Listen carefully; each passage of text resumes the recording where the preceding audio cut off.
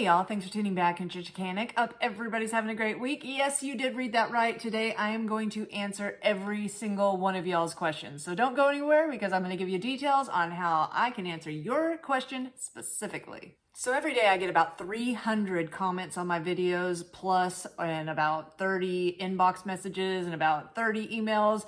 And although I actually do read through every single one of those, I just don't have the time in the day to actually respond to everybody, which I hate. I wish I could respond to every single one of you. There's just not enough time in the day. That's my motto. There's not enough time in the day to do everything I would like to do. But today is your chance. Now, before you ask your question, hold up a second because I'm going to blow through some of the most common questions that I get asked, and that way you don't ask a question that I've already gone over.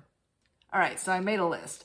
Now, the most common question that I get asked every single video is, where do I get the tools that I am using, or where can they get it from? And I leave all of them in a complete list in the description box below my video. Now, you can see this if you're on a computer. Right below the video, there's a description box. You hit extend or whatever. I don't know what it says, but it will drop it down and it'll have a tool list of everything that I use, links to it, and where you can purchase it yourself. My most common things that I get asked for is my adjusting toolkit. Everybody's got to have one of these. I've got my spark tester. It's awesome. My HD endoscope that I used so I can look down into the cylinders. That's a big one. All of those are listed below. Now, the only one that I have an issue with, because I try to keep all of the links up to date with people that actually still have it in stock, is the tachometer.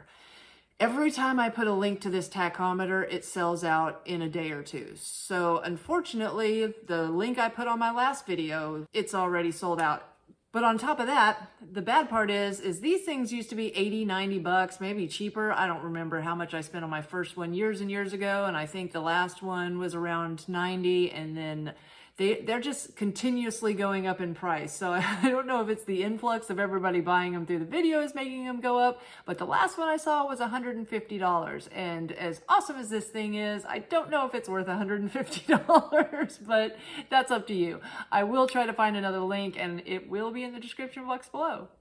All right, next question. You might not even be thinking about this, but I got asked a ton of times and I really got tired of writing everybody back individually, so I wanted to just do a blanket statement. The video I made on soaking your trimmer line in water to extend its life. It had tons of information in that video. I will leave a link right up above. If you have not seen that one yet, you are going to want to see it. But everyone asked, because I forgot to say it in the video, how long do you need to soak your line for?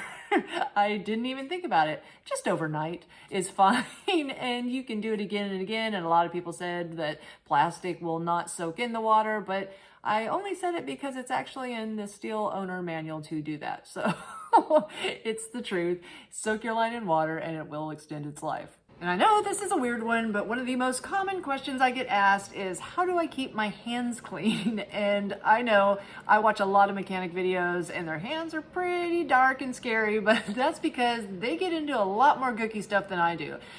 Whenever I get really bad stains on my hands, it's usually if I have to tear into, you know, a trimmer shaft or a pole saw shaft, something with that gear grease on it, that sort of gets me, you know, stained. But other than that, I work with chainsaws and trimmers and hedge trimmers all the time and blowers, so they are dirty, but they're not stainy dirty. So I have to wash my hands probably 10 times a day at work, because if I get my hands greasy and I got to go write a customer's ticket, as soon as I put my palm of my hand on a ticket, it gets grease on there and then the pin won't write. So yeah, I wash my hands very often, like 10 times a day with Dawn soap, and that's how they're so clean. Do I sell and ship parts? I have a ton of people that send me messages wanting to know if they can buy parts from me, especially after I made this really cool video. I will leave a link right up here when I showed my stock at the shop of my tens of thousands of antique parts that I have.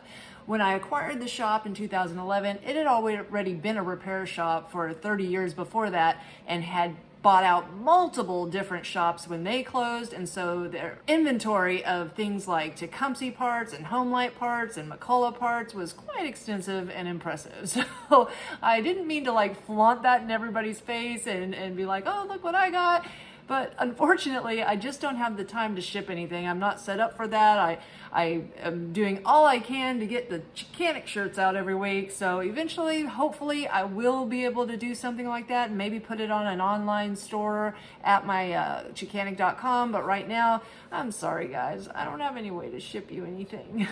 Canned fuel. Now, a lot of people have asked me about the other brands of canned fuel. If you've seen my previous videos about True Fuel, you know how I feel about that. But when it comes to the Steel Moto Mix, the Echo Red Armor, the Husqvarna canned fuel, I do not see issues with those really.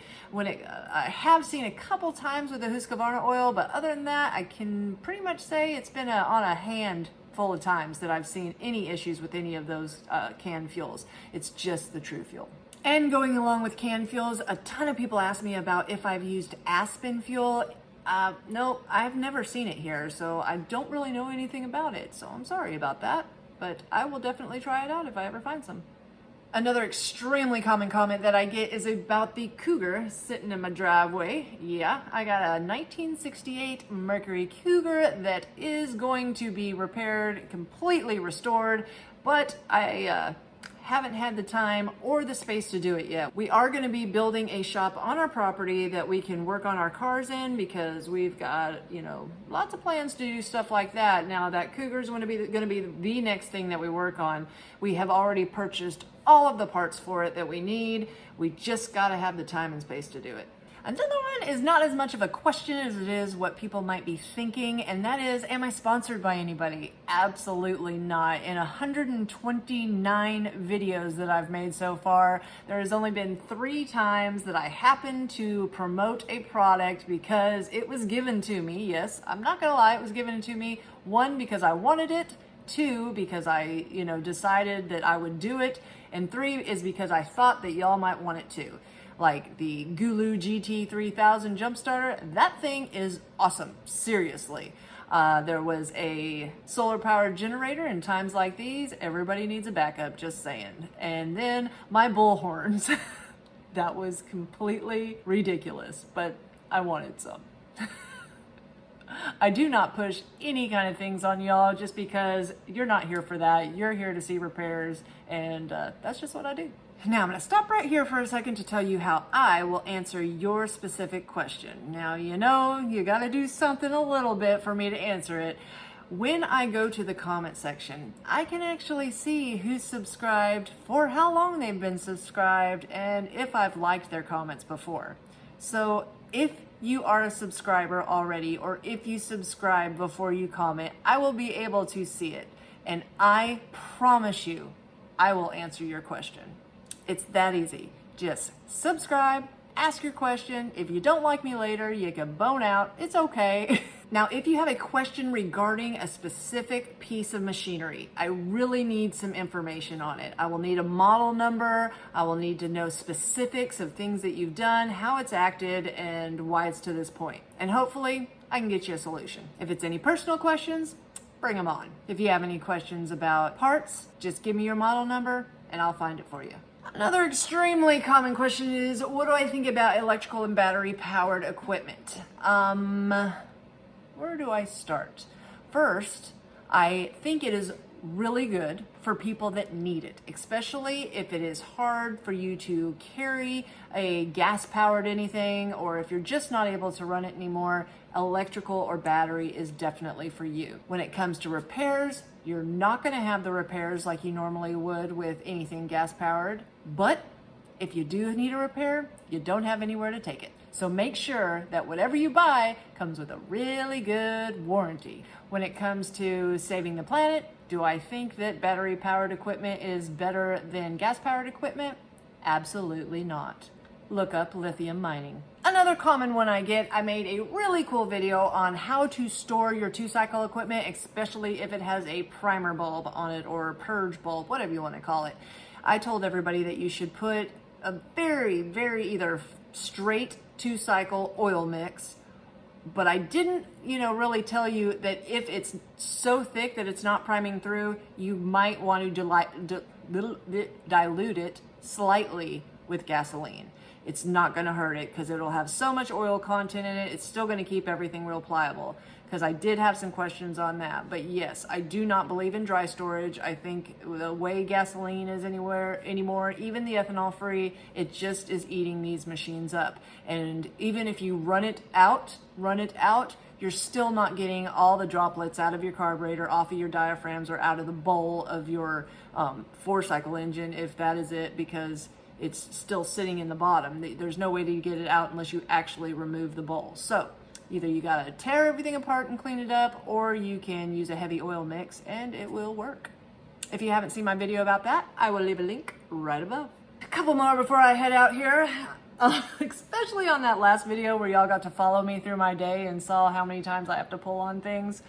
Yes, guys, I know you asked, and I will give you the answer. My right arm is much stronger than my left arm. If you want to see, I can tighten this up. There is barely any jiggle down here. I go to tighten this one up and oh, that's bad. I really need to do something with this arm, but yes, I have a very strong right arm. And last but not least, yes guys, I'm married, but thanks for asking.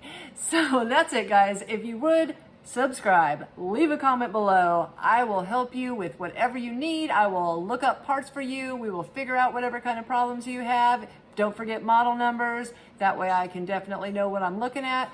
But thanks again, guys. I do want to say a huge thanks. I really do read through every single comment that I get. That's why in most of my videos I do that little intro where I tell you I will reply to all the early commenters, because I do want to reply to some of you that, you know, I just don't have time to reply to everybody on every single video. So I do want to thank you, because I get the nicest comments from everyone. Y'all are just amazing. So thanks again, guys.